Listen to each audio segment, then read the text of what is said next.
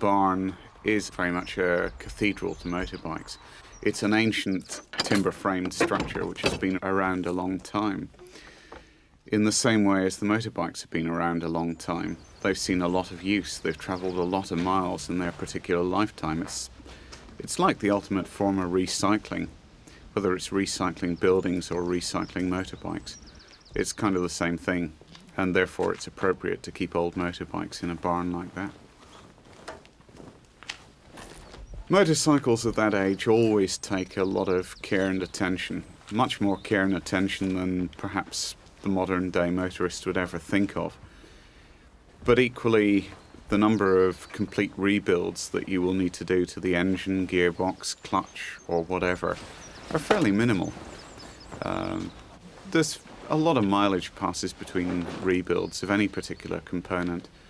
The most you will ever do is rebuild an engine or respray a machine, and for that something like the barn is completely appropriate, well ventilated, dry and yet sheltered from the elements.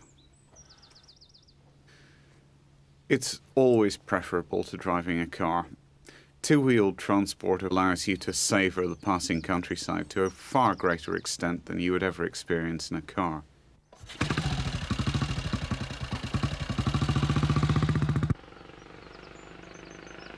The best sound of all is when you're opening it up from a level run onto a hill at relatively low revs, when it really barks and cracks out of the exhaust.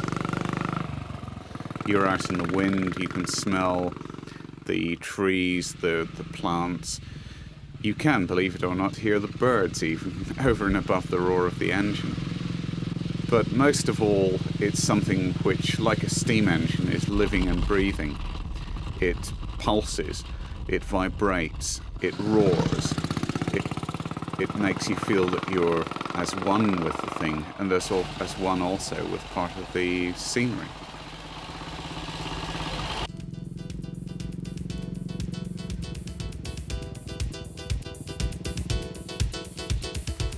"1930s motorcyclist. Notice the stout tweeds, polished shoes, jacket tie, waistcoat, reverse tweed cap and a pair of aviator goggles. Very much the natty man about town. 1940s motorcyclist. Ex-services leather greatcoat. Crash helmet. Goggles. Very much the utilitarian motorcyclist. 1950s motorcyclist. A ripped-up leather jacket, very much more looking for entertainment, speed, noise. A shiny crash helmet. And now right up to date. Very much more advanced protection in terms of the leather equipment worn, which will see you sliding up the road without severe injury.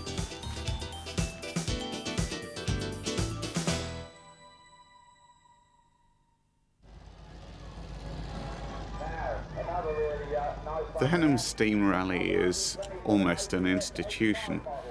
It's something which allows people who are interested in ancient machinery, whether that be steam engines, cars, bicycles, or indeed motorbikes, to get together, meet together, examine different types of machinery from the era that you're interested in.